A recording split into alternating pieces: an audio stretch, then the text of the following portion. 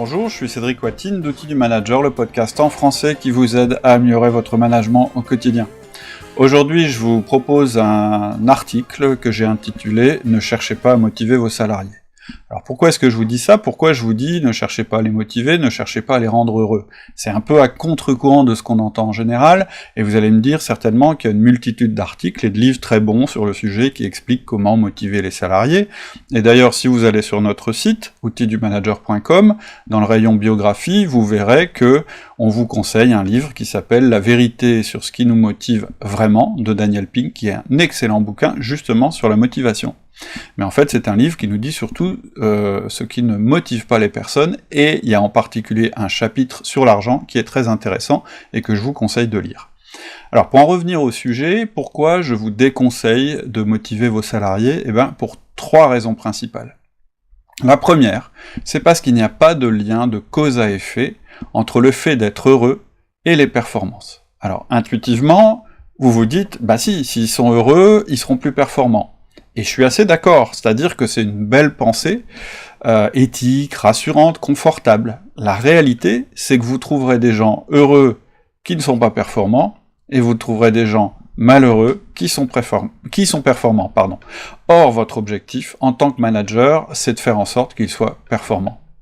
La deuxième raison, c'est parce que vous ne pouvez pas mesurer la motivation, et vous ne pouvez pas mesurer la joie. Or, c'est très compliqué d'améliorer quelque chose qu'on ne peut pas mesurer.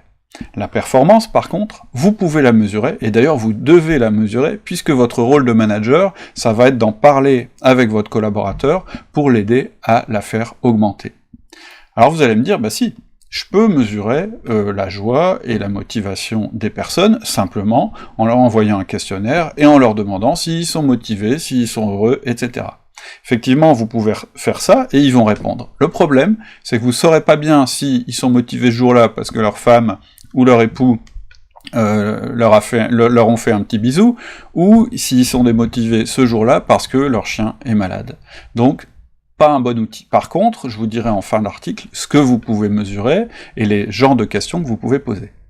La troisième raison pour laquelle je vous encourage pas à essayer de développer la motivation de vos salariés, c'est que la motivation, c'est un élément très personnel et intime. Et malheureusement, ou heureusement peut-être, vous ne pourrez jamais être dans la tête de vos collaborateurs pour essayer de changer la manière dont ils pensent. Vous ne serez jamais sûr de les comprendre, leurs pensées leur appartiennent, et elles ne vous seront jamais connues. Alors, ne jouez pas au psy. Même après 5 ans d'études et 20 ans d'expérience, un psychologue, un bon en tout cas, vous dira toujours qu'il n'est jamais sûr de comprendre vraiment ce qui se passe dans la tête de son patient.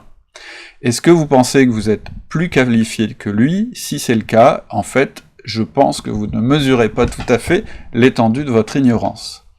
Donc, voilà la réalité, vous ne pouvez pas être dans la tête de votre collaborateur.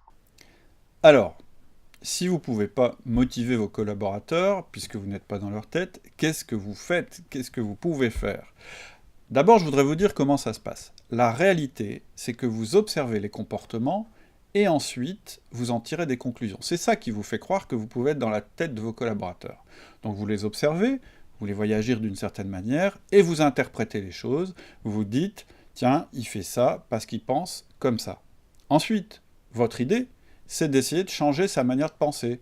Si je réussis à changer sa manière de penser, il va penser comme il doit penser, et du coup, il aura le comportement que je veux. C'est une démarche inefficace, et je vous encourage à vous débarrasser de cette manière de voir les choses. Ce qui est efficace, c'est d'agir sur le comportement de votre collaborateur. Comment? En ayant une relation forte avec lui. C'est le rôle du 1 à 1, qui est un des outils essentiels que l'on vous conseille sur le site, et ensuite en lui donnant de fréquents retours sur son comportement, et ça c'est le rôle du deuxième outil essentiel, qui est le feedback. Ensuite, il y a des environnements de travail qui vont favoriser son efficacité. Un cadre de travail adapté à ses missions, en termes de matériel, de lieu, etc., des objectifs clairs, des challenges en adéquation avec ses capacités, ni trop compliqués, ni trop faciles, des collaborateurs de confiance, et la certitude qu'il est écouté, autonome et qu'il bénéficie de votre confiance. Et c'est sur ça, en fait, qu'il faut vous concentrer. Pas sur le fait de le rendre heureux, pas sur le fait de le motiver. Si vous mettez un environnement de travail favorable et si vous communiquez de manière efficace avec lui, alors il y aura de la performance. Et vous savez quoi ? C'est ce que vous allez trouver sur notre site. Donc rendez-vous sur notre site www.outildumanager.com. Vous trouverez tous les outils nécessaires à mettre en place pour mettre en place un management efficace.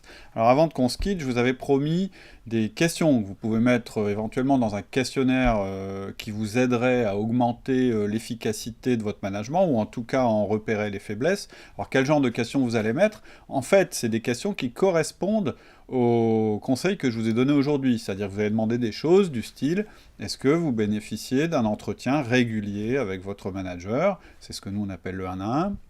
Est-ce que vous avez des informations et des retours fréquents sur la qualité de votre travail? C'est ce que nous on appelle le feedback. Connaissez-vous vos objectifs? Appréciez-vous vos collaborateurs? Avez-vous suffisamment d'autonomie dans votre poste, etc. C'est plutôt ce genre de questions qui vont vous aider à modifier votre management et à comprendre ce qui peut améliorer l'efficacité de vos managers.